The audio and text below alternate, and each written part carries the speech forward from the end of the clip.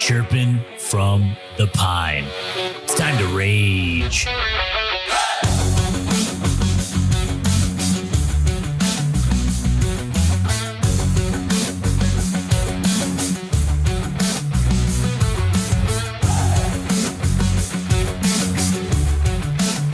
Oh, yeah. Welcome to the podcast that is sponsored by the most generic fucking weak-ass music you've ever heard in your fucking life. This is Chirping from the Pine, the Game Rage Sports fucking podcast. My name's Josh. I'm here today with Adam. And if you, he's here. He's just, I'm having a sip of a beverage. Yeah, he's having an adult beverage. But, yeah, if you want to, if you want to listen to us talk about other shit that are not sports related, you go to GameRageMagazine.com where you can hear our full menu of podcasts. If you like social media, we know you're not going to do it anyways, but fuck, for the one person out there that does, go to Game Rage Magazine on Instagram and TikTok, at Game Rage Mag on Twitter /X. If you want to hear about musical shit, holler at Adam at All Gas No Trash Official. Also, go check out his podcast, All Gas No Trash. Oh shit, I got to turn it back up. Wait, hold on. They said, oh fuck, it's playing. It's playing through it. Oh god, the soundboard just had a seizure. All right, go ahead. Sorry. What did you click? White Boy Day? No, I didn't want that. That's what you clicked. I wanted to fucking. You gotta give us. Oh, it's this one. Yeah. I was trying to change the page. you gotta give us a shot. Yeah. Hello. No, it played it. It just didn't play it. Oh, I gotta turn the headphone back up so we can hear. Yeah, there we go. All right. You gotta give us a shot. You gotta give us a Perfect. shot. Perfection. So yeah, man, good shit. Anyways, Today, children, we're gonna be talking about pornography. yeah, today we're gonna be talking about load management. I want to have sex with your wife. Oh god damn fucking it, A, dude. son of a bitch! He's fucking back, Dude, we've had so many episodes without fucking Perk Angle, and he just barged in here and wants to fuck somebody's wife, apparently. That's why we fucking can't talk about anything sexual related, because the second we bring it up, fucking Perk Angle's Angle. on the prowl, just looking for shit to fuck. Unacceptable. Unacceptable. And not only, he could just be fucking random hookers on the street, but instead he wants to have sex with somebody's wife. How fucking terrible is that? So, anyways, today we're gonna be talking about load management. All right, before we even get to that, Oh, okay, yeah. as an appetizer. Oh, okay, appetizing me up, baby. So I went to the Japanese Heritage Night Oh yeah, that's right. for a Doyer game. Oh yeah, it did it. This is the Nippon Sports Report. You know what we should add? We should add that like and then dong yo. Like. Anyways, So I went out to Japanese Heritage Night for the Dodgers. Probably the third or fourth. No, it's probably the third game I've gone to Dodger Stadium. What a shit show for fucking security to make me go through. I bought a number of tickets to get a couple jerseys. So they made me pass through once. But I had to go back to the back of the line, start all over again to get my next jersey. So that was a fucking pain in the ass. what the fuck is the point of that? Because they want to give everybody else a fair chance to get the jersey. But I was like, I fucking paid for the ticket. Let me in. I mean, they let me in once, but I had to go twice to get both of them. So you got what? 2 tickets? Yeah. You get 2 jerseys? Yeah. So it was bullshit. That is bullshit. So the guy's like, are you trying to... The security guard was like, what the fuck are you doing? I'm like, I want my jerseys. Like, what? Yeah. He's like, you already scanned for one. I'm like, yeah, I have another ticket. He's like, well, you got to go back to the end of the line to go get the next one. I'm like, all right, but I better get my fucking jersey. Yeah. What the fuck was the point of me buying 2 tickets then? Yeah. Well, anyways, I never had any other problems because when I got the bobbleheads, Yeah, they told the person that was attending the jerseys. Yeah. They told them, or for the bobbleheads, they were like, oh, he's getting 3 bobbleheads. So they signaled to the other person that they're getting 3 bobbleheads. So when I got there, they gave them to me. But this was like so much more worse. And it wasn't even that complicated. I had 2 tickets and all they had to do was scan both of them and give me my 2 fucking things. So I didn't have to. Do you think they made less jerseys than they did bobbleheads because the jerseys cost more? I think they made, because it was kind of like a special thing. Like you had to pay an additional $30 for the ticket. So it was like the regular price of the ticket for wherever you're sitting. And then you paid an additional $30 for the jersey.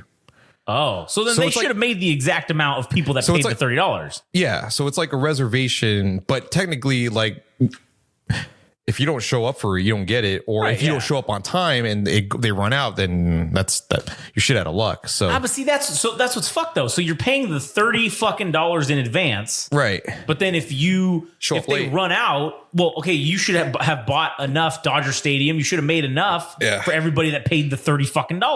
Yeah, and I think it was. So do you get your money back if you don't get one? No, you don't. You don't get shit. So then you just are paying $30 to gamble.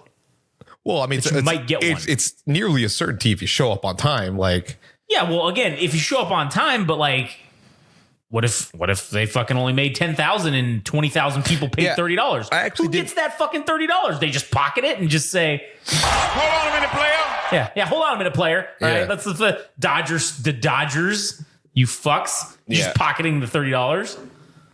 It's fucking ridiculous. Yeah, I don't know what the fuck the deal with that shit is. But anyways, so then I actually get to the game. Fucking, of course, it's a fucking bullpen game from the Dodgers. And this will transition over to the topic for the episode, which is load management or whatever the fuck you want to call it.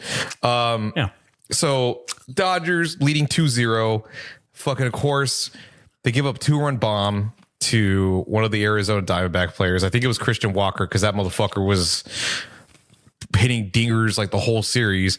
And eventually the Dodgers end up getting behind 3-4 at the top of the eighth. And so they're down 3-4.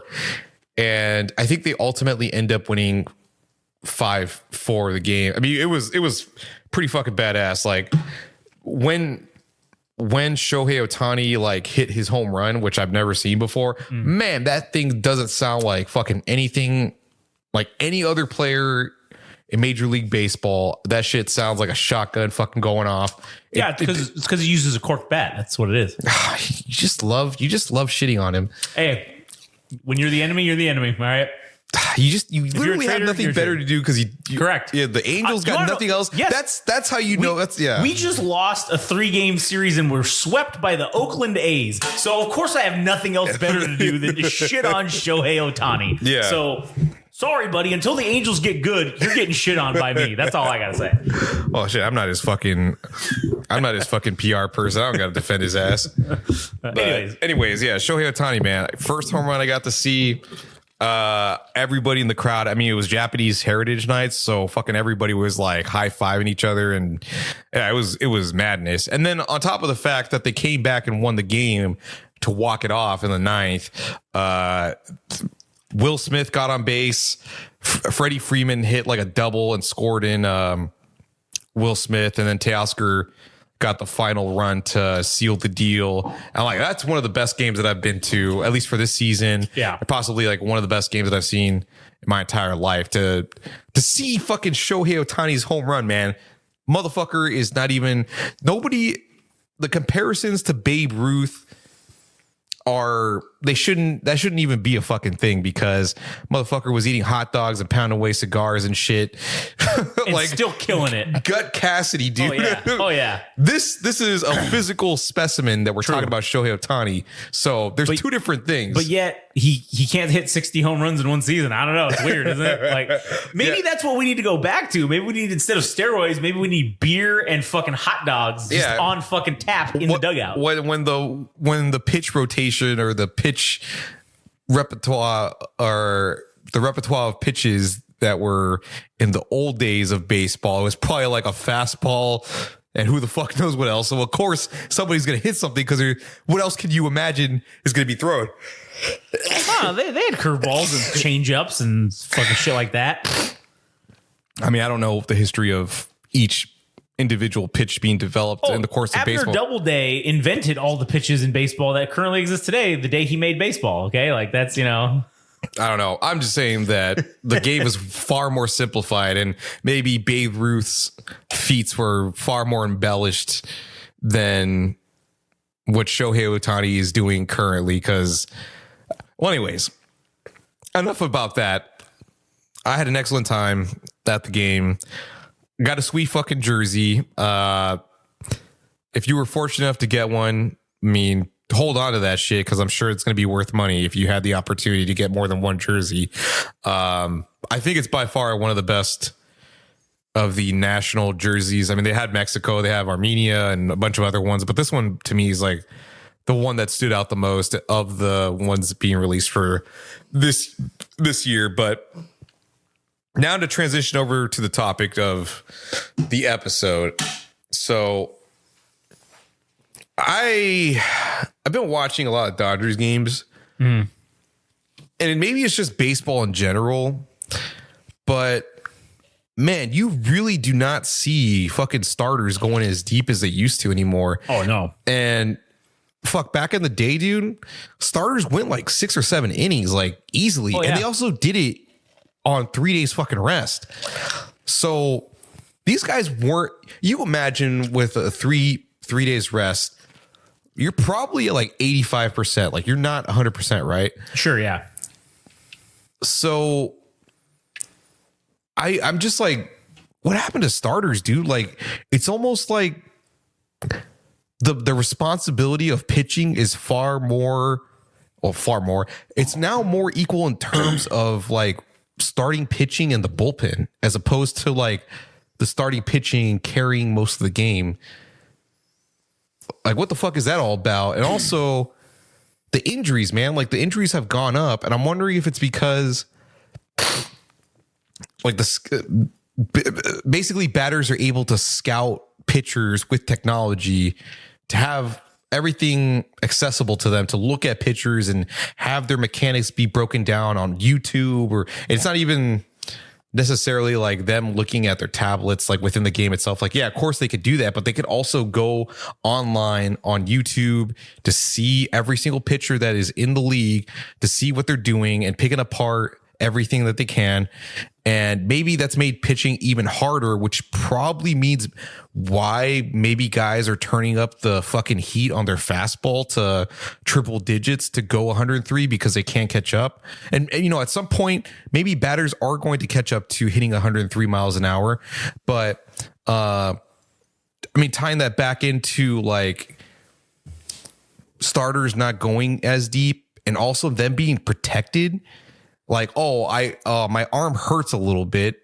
It's not a serious injury, but I still feel like I need to get taken out, or the manager decides that for them on their behalf. And, you know, who knows? They'll be put on the 15-day injured list.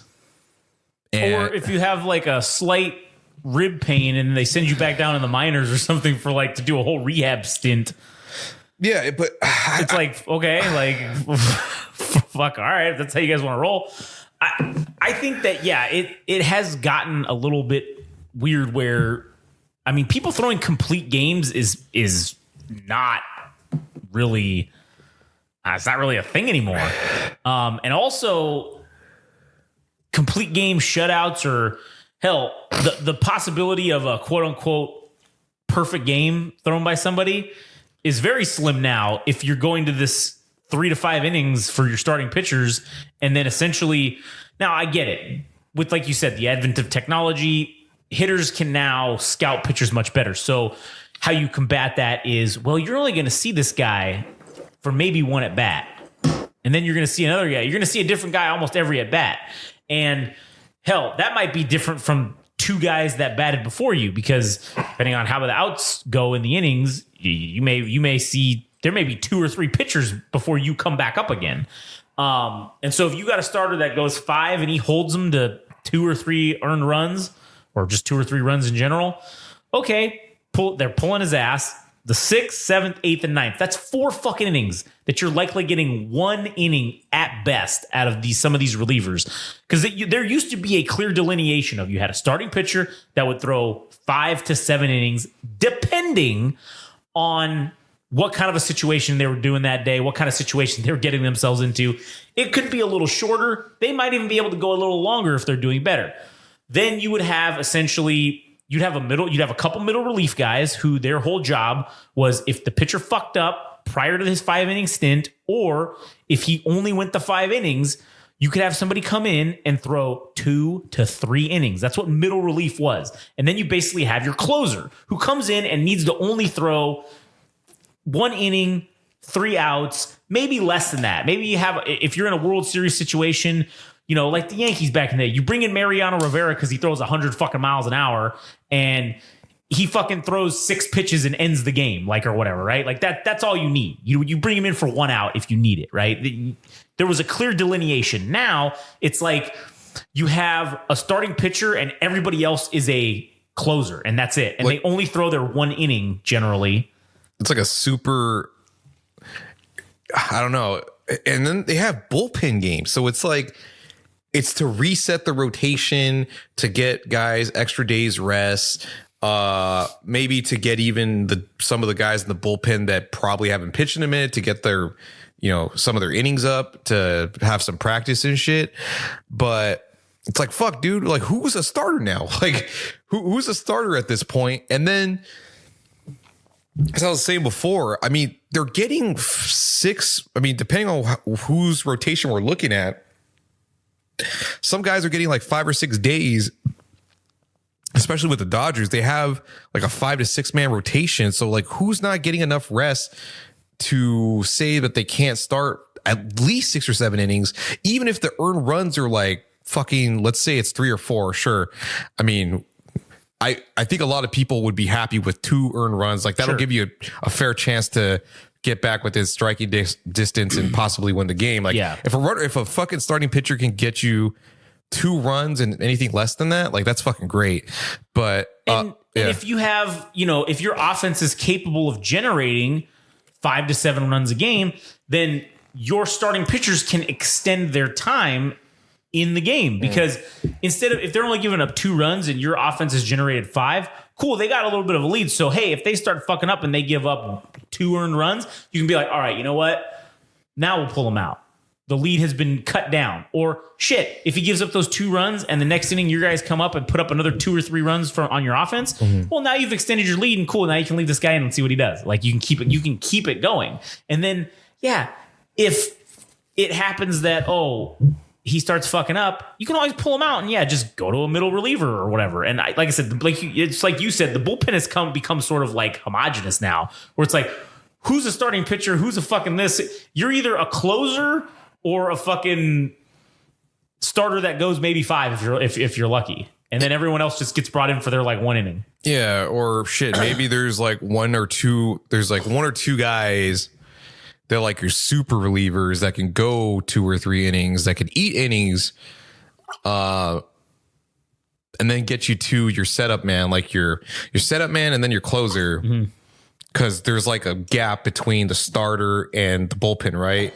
So like your fucking starter couldn't get to 6 or 7 innings to make it basically the setup man and then the reliever. So you need like an extra fucking guy in the middle that can eat innings, that can keep you in the game. Yeah. But it's like, fuck, dude. The time for like 300 game winners, or shit, man, I don't even know if there's 20 game winners in a regular season. I'm sure we'll see how this season ends, but I'm gonna have to look that up. But I'm sure the number of people in a season that have thrown a complete game, I'm sure that's probably gone down decade by decade. Because I think we are literally reaching like the last leg of 300 game winners. I think Max Scherzer was probably like one of the last pitchers that has a 300 wins as a pitcher. Maybe fucking Justin Verlander has a. Let's look at. Can you look that up? I'm looking up the stats right now to see the year by years for. Okay, this is the baseball almanac. So year by year, the complete by a pitcher, not a combined shutout game by a single pitcher. Yeah. All right, so by a starting pitcher, because they might include a combined shutout game from both the starting pitching and bullpen. So this looks like it's year by. Okay, this is the leaders for complete games. I just want to see numbers, but okay. So already for 2024, okay, you've only got 1, 2, 3, 4, 5, 6, 7, 8. You got 9 guys who have thrown, not 8 guys who have thrown one complete game in 2024, and Max Fried on Atlanta has thrown 2 fucking complete games this year. Oh shit! All right, whereas in 2023. This just has the leaders. There was 2 guys. The leaders who threw complete games. There was 3. That was the most thrown in 2022. You had the National League had 1 guy throw 6, and then the AL had a guy throw 3, and then before that it was 2 and 3, 2 and 3. So this is like and then if you look at 2017, it was 5 and 2, then 6 and 5, then the numbers went up, and then like 2011, there was this one dude threw 11, then the National League guy threw 8. So yeah, over the years it has declined because this is just the leaders. So if the leaders have declined, that means the overall total numbers the outliers are declining. That means the overall total number of the average is lower by quite a bit. So, and yeah, it's ebbed and flowed a little bit, but yeah, it is not nearly as much as it used to be. That's for sure. And what about 300 game winners? All right, let's do that. Because if guys aren't going as deep to get the win, right, then the number of people that can be potentially aligned for a 300 win career, that probably is like far and few between at this point. Well, think about this too. If you've got, and it depends solely where the win is given to is based on the score at the time the pitcher comes in. So if your starting pitcher leaves the game and you guys are losing, if you get a loss, he gets the loss. But if you got a guy who comes in and throws 1 inning and can get a win, well, shit. If you only got to throw 1 inning to get a win, a lot of these closers that are just doing that, depending on how the games are played, you could have some closers with 300 fucking wins pretty easily by just throwing 1 inning. It could be because they're able to pitch more often theoretically. Because if you're only throwing 1 fucking inning, you could go a couple days. Yeah, but 3 days I mean, shit, dude. Those guys also get their plenty of rest too. Right, that's what I'm saying. So let's see. So 300 fucking winners. Fuck, man. Okay, so let's do it by dates. Let's see. So the last guy to have a 300 wins was fucking Randy Johnson, and he threw that in 2009. Oh shit, really? Yeah, that's the last guy to get 300 fucking wins. Who are the next closest guys? Is there any way to find that out? Let's see. Leaders in career wins leaders. All right, let's do Major League Baseball career wins leaders. Maybe let's see who the next one on the list is. Okay, so shit. All right, let's do it by wins rank. Where's it? Can you do it by year? I'm gonna look this up. Shit, I don't want this episode to turn into us just Googling shit, but just for the sake of me finding out like what the next group of people that could potentially be a 300 game winner. All right, so Max Scherzer is right now he's at 215. Oh fuck, that's it? Justin Verlander's at 260. So I'm looking at, these are guys that are active. Zach Greinke. These are guys at their end of the career, dude. Yeah, well, that's what I'm saying. Like they're almost out. So like Clay Kershaw only has like 200. Yeah, he's not even gonna get close. I don't know what 0 means. What does this mean on here? Hold on, I don't know what these numbers mean next to them. Okay, so the total career wins denotes elected to bold denotes an okay, so blue denotes an active player. So yeah, Justin Verlander is the active player with the highest at 260. So he needs to get 40 more wins, but like, I mean, how much? No, he's it. This is it. Like he's getting towards the end of his career. Yeah, I'm saying, how many more years is he? Was 1 or 2 at most. I don't know. I don't know. Can he put together 40 fucking W's in because 2 years? That's basically saying that you're going to be a 20 game winner at 37 or however the fuck old he is at this point. Unless he's just got like more in the tank to just throw fucking gems every time he's out there, which doesn't always happen. But yeah, and again, so then the next closest guy is Zach Greinke at 225. Oh shit! And then the next closest guy to him is Max Scherzer with 215, and then again Clayton Kershaw with 210. So these guys aren't making it. Like, there's no fucking way. Yeah. So then it's like an extinct stat basically at this point. Yeah. There's no way. I mean, judging by the fact that nobody's going deep anyways, we're basically seeing the end of 300 game winners career wins. Like that's going to be a thing of the past. Oh yeah, definitely. When you have games started, and here's the other thing. So games started, the highest obviously is Cy Young at 815, but Zach Greinke's the next closest. He's the closest active player to that at 541. He's fucking 300 behind basically in starts. Justin Verlander's at 519. Scherzer's at 451. And fucking, what's his name? Kershaw's not even on this list. So fucking, he likely hasn't even gotten over 400 starts, which is crazy. Yeah, I mean, I don't know. Just makes you think because it's like, I don't know if I'm throwing shade at pitchers, but for the sake of argument or for the sake of just like talking about shit on the podcast, I mean, I don't know how you feel about this because to me, like pitchers are my favorite thing in baseball. One of my favorite things about baseball, but they're kind of like the prissy like princesses. Oh shit! Don't even get me started on this. They're the prissy princesses, and they're the ones that end up getting paid the most. And you're not even fucking doing your job, and you only have to do it once every 5 days. So it's like, what are they fucking paying you for, dude? Oh yeah, man! Don't even get me started on pitchers, man. Because listen, as the guy who was a catcher who fucking dealt with multiple pitchers and multiple personalities, they are all pretty fucking princesses, and they do think that they know everything. And therefore, I mean, I've railed about that a little bit, but I will say this: you're only out there once, maybe twice a week. Okay, we're out there every single fucking game doing the same shit almost, and Yeah. just calm your tits. Like, you don't get to just walk up and be like, "Oh, I know exactly what." Hold on now, you ain't fucking been. It's been a minute. It's been a week since you've been out here, so let me catch you up on what's been going down. Why don't you just fucking shut up and let me fucking handle this? But they also, yeah, like you said, they make the most money for the most part, and basically being a pitcher is like the prime gig in baseball. You make the most money. You do the least amount of work. You do the least amount of work, yeah. And like, that's like the cheat code to baseball. It's like, true. I mean, you might as well be, dude. If you're going to be any type of sports athlete, play fucking baseball because that's where you're going to get paid. Yeah. And if anything, be a fucking pitcher because you're going to. You know what trips me out, man, is that the Dodgers signed their catcher Will Smith, right? This guy's doing exceptional.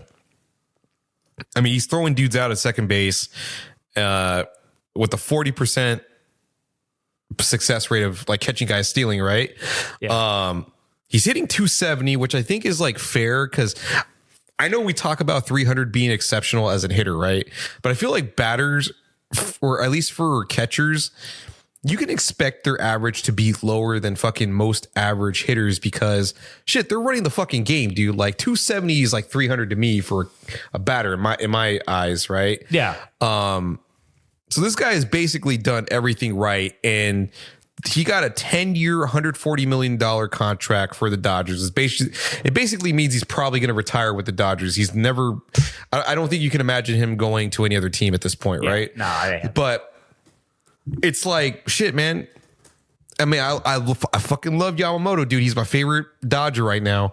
But he got paid $325 million on top of the $50 posting fee. So in total, we're talking $375 million, right? Yeah. This guy never pitched a fucking game in the major leagues, and they paid him that much money to come here and pitch once every 6 days or once every 5 days.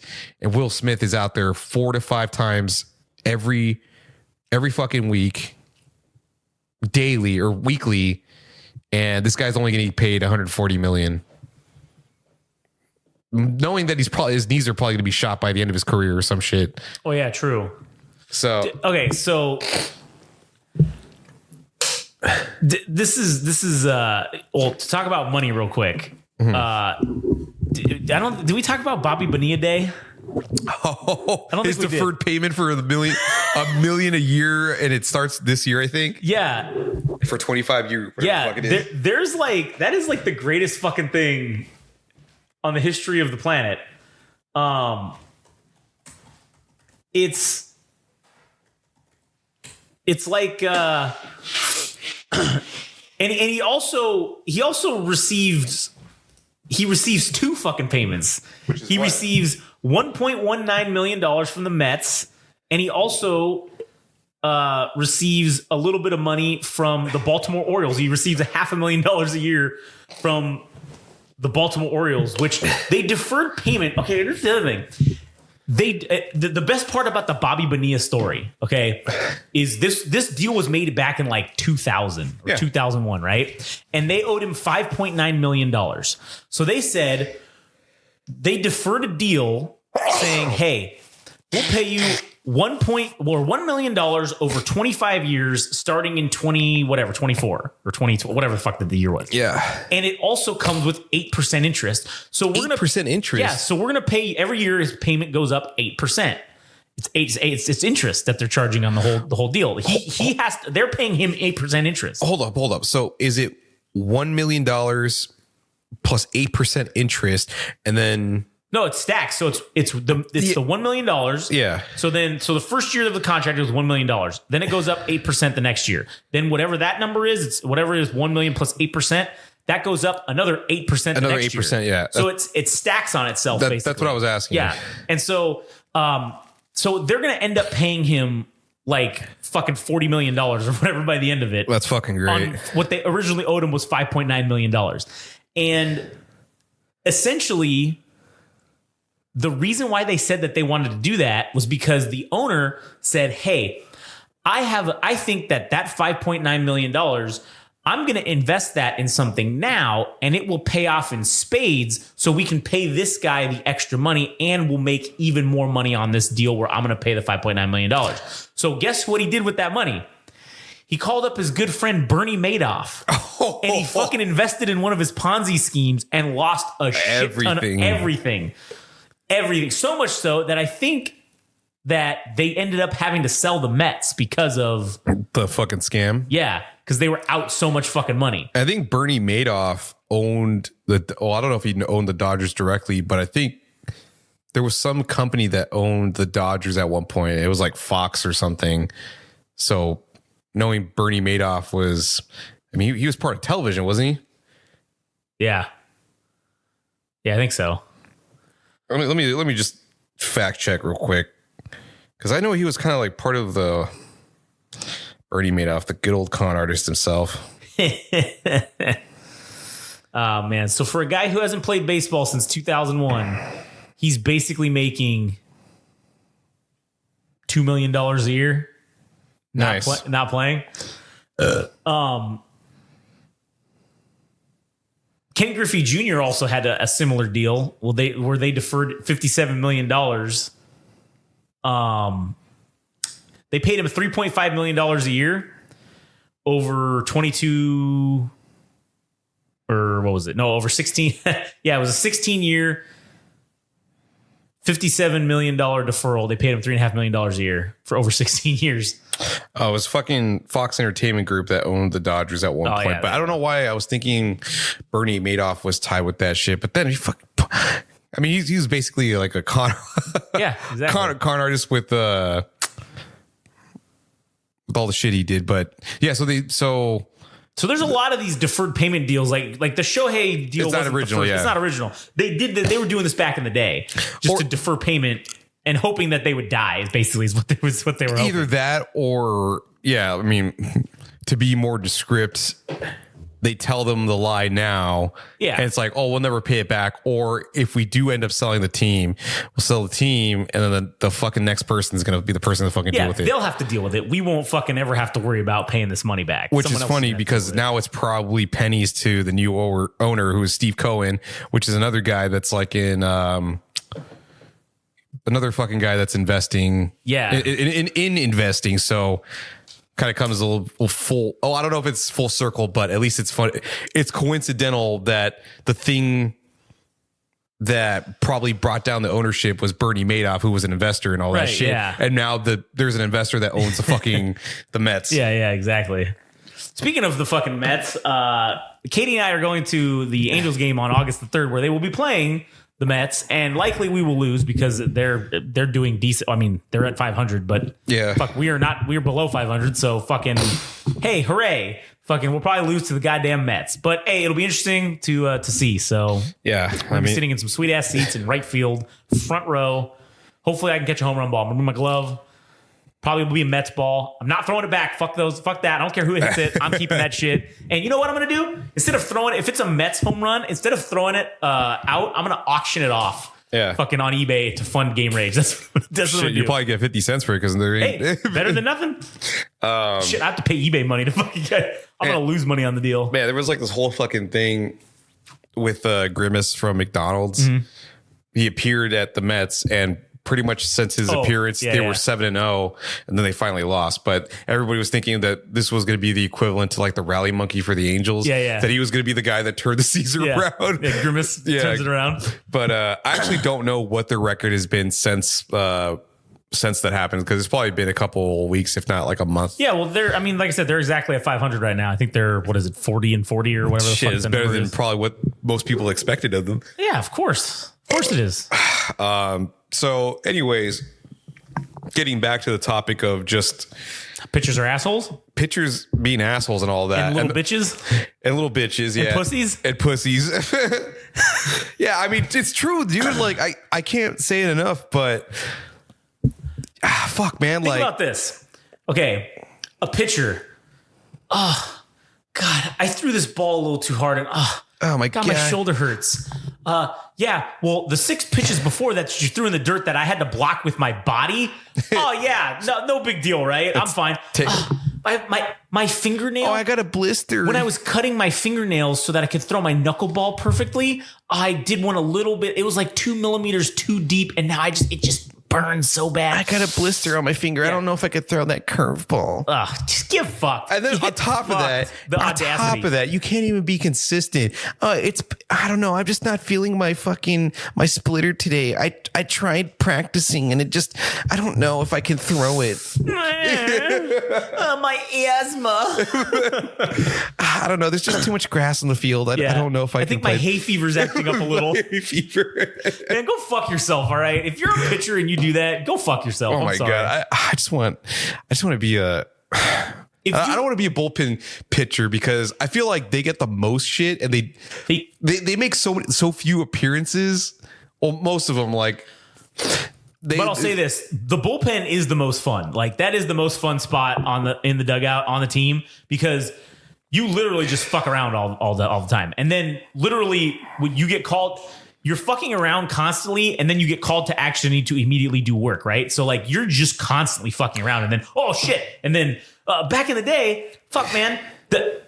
I was going to say, another reason, just to rally back on that, I think that the reason why it's declined for starting pitchers is because the MLB started testing for cocaine. That's really what I think the main problem is. Yeah. And, yeah, dude can throw 9 innings fucking and maintain 95 to 100 miles an hour if he's doing tons of blow.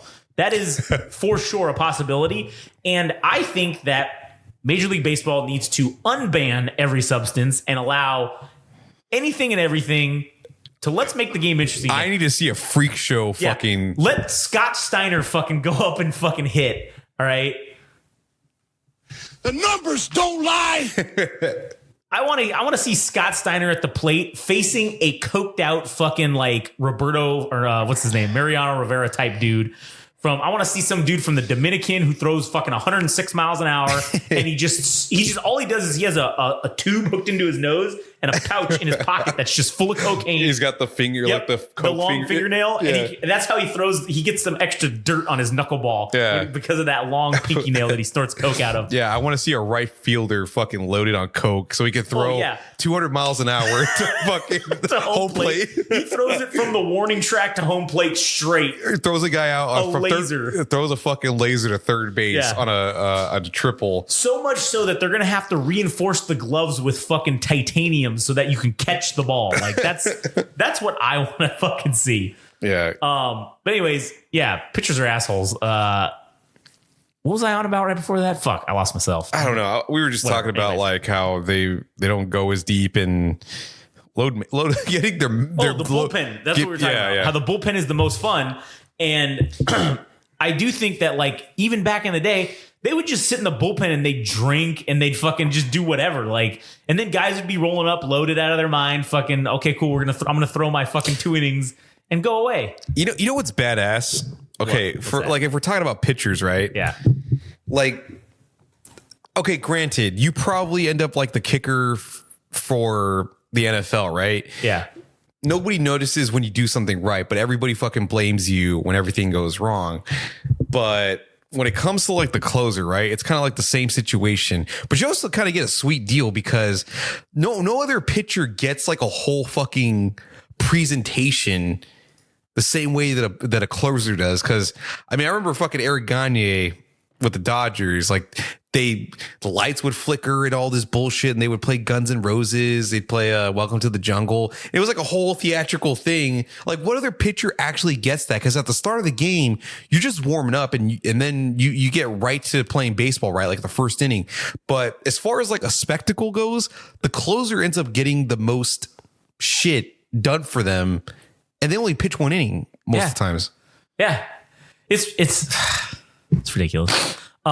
Just to say about fucking debauchery in baseball back in the day. Okay. I mean, the infamous Wade Boggs fucking story where he went on a cross country flight from Boston to LA.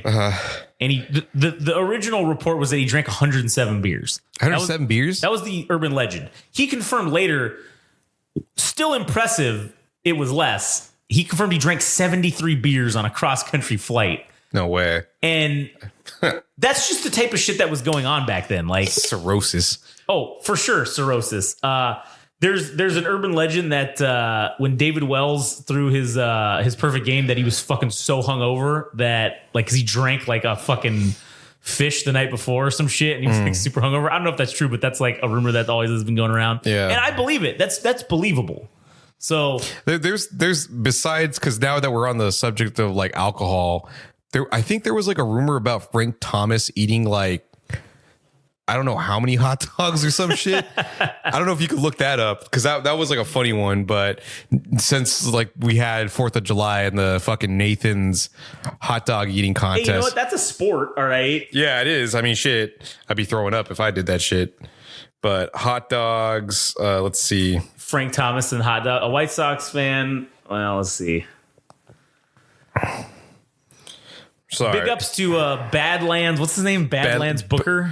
Yeah, well, his name's Badlands his YouTube channel is called Badlands. Badlands Chugs, but his gimmick or his moniker's Badlands. Yeah, chugging fucking a gallon of lemonade. Fucking what? Dude, 21 seconds. Jesus Christ. But the funny thing is, dude, if you watch his channel, because he releases videos like on a weekly basis, right? He does that shit consistently. Oh, man. So it's like, who's actually going to compete with him? Because this is literally his fucking job, dude. Is to just drink shit quick. That's his whole fucking existence. You know what was funny? There was a fucking guy next to him that couldn't keep it in. Like, yeah, he was like throwing up. He's like, and he was like, Badlands was like kind of, he's like, hey man, like I hope you're all right or whatever. But he was kind of like ushering him off. Yeah, he was like, dude, I need my photo. Yeah, like I need my photo op. He looks over to the host and he's like, hey, this isn't gonna work for me, brother. Yeah, this ain't gonna work for me, brother. Get this fucking asshole. Get this amateur hour out of here. Fuck man, I'm trying to find this. What was that thing you said about the fucking? Oh, there was some guy because there was like a subreddit for. Yeah. There was a subreddit for. Talking about this specific situation, and somebody made the joke like, "Oh, the world's first case of triabetes." Man, it might be fucking sexabetes in there because it's just like hexabetes. Yeah. It's fucking Jesus Christ, that's hilarious. Oh my god, I'm gonna have to look up that fucking hot dog thing because there was like some baseball player that ate like a dozen or 20 hot dogs or some shit, but that's gonna be for another time. But I guess in closing, just to make a note, man. So talking about the WNBA, and there's no other person to talk about than Caitlin Clark, dude. She put a triple double up, which is impressive. So if you're not familiar with the triple double, that's rebounds, that's fucking assists and points scored. So she got double digits in those 3 categories, which is like as a rookie, dude, which she's one of one when it comes to that. That's crazy. Which is fucking crazy. And it's really sad, dude, because you watch her play and you could tell she's playing 4D chess when everybody else is playing regular fucking checkers. Yeah, checkers. And I mean, she's thinking of shit. I mean, she's making amazing passes and everything, right? And all these people have to do is just like a layup or just throw the ball up and get it in the hoop. And you can just see her sigh on the court or just dip her head because, I mean, her teammates are like way behind her as far as like skill goes. So I'm like, fuck, man, she's really being held back by just the whole league. She should be playing with fucking men, dude, at this point. I mean, she's probably better than a lot of dudes in the NBA, to be honest. I mean, it's possible, shit.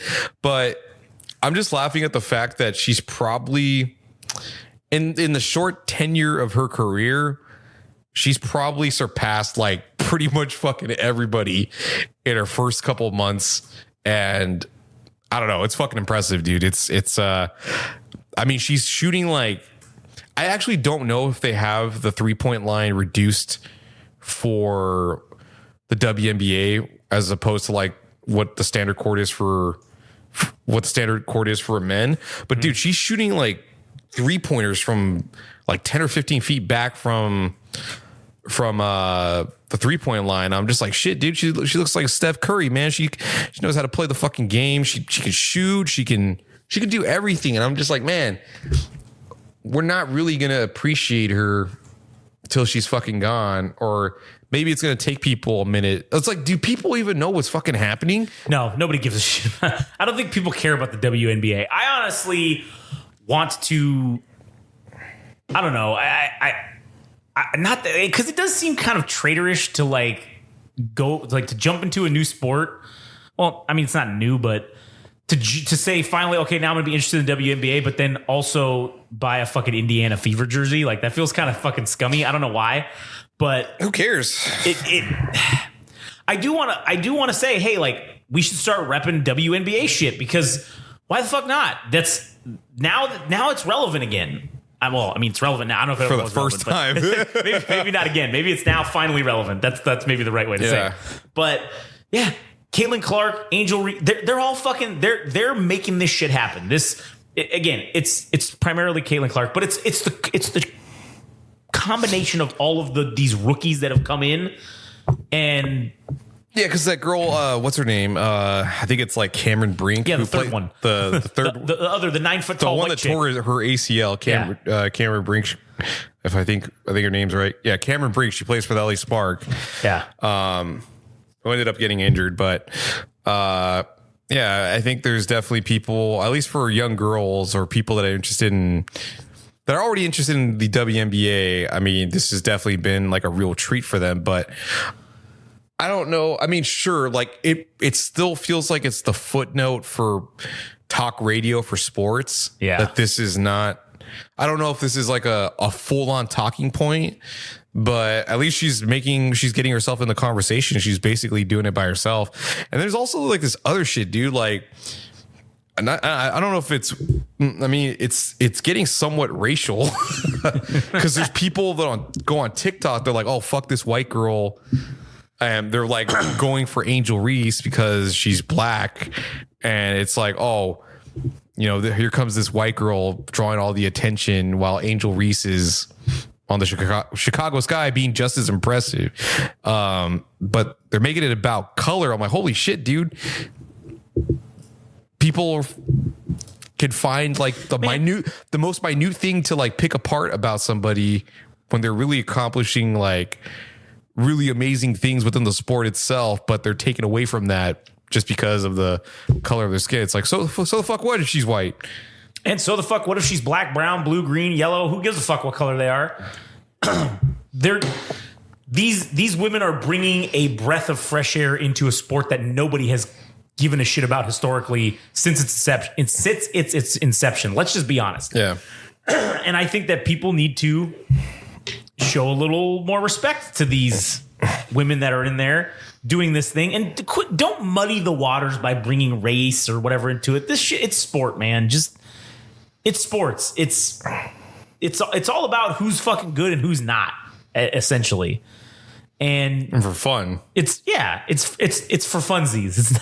It's not for the end of the world. It's not for fucking to see which country's going to take over another country. It's for funsies. So let's just appreciate the fact that women's basketball is actually in the limelight. Legitimate. And it's legitimate. And let's say what the positives are going to be from this.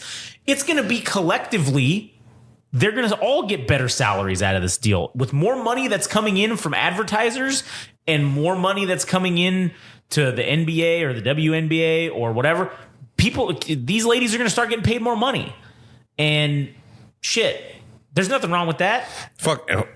I mean, dude, if you want anything out of Caitlin Clark doing anything, it's like hopefully the level of basketball has also gone up. Yeah. Hopefully that will elevate. And that's the other thing. That's going to force people to come up to her level, right?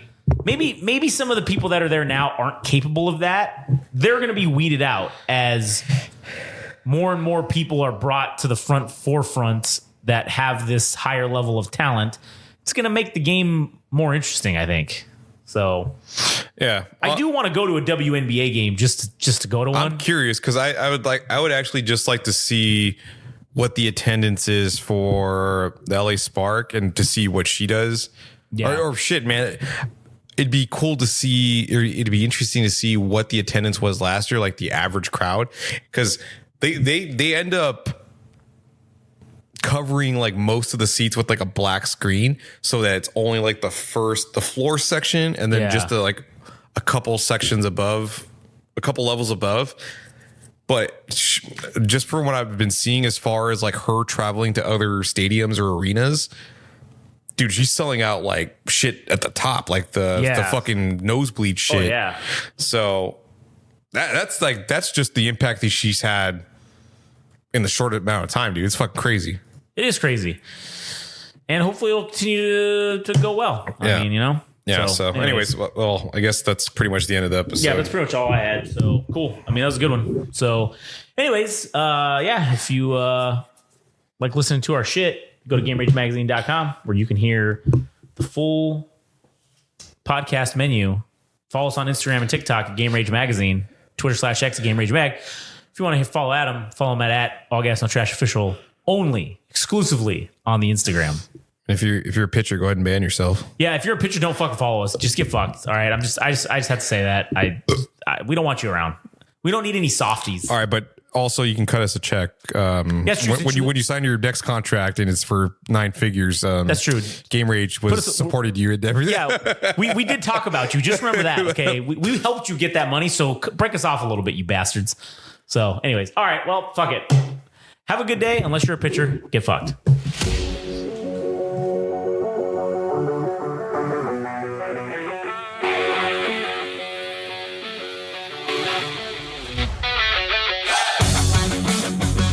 That was Chirpin' from the Pine, the Game Rage Sports Podcast. You can follow us on Instagram and TikTok at Game Rage Magazine. Follow us on X at Game Rage Mag. You can go to our website, www.GameRageMagazine.com.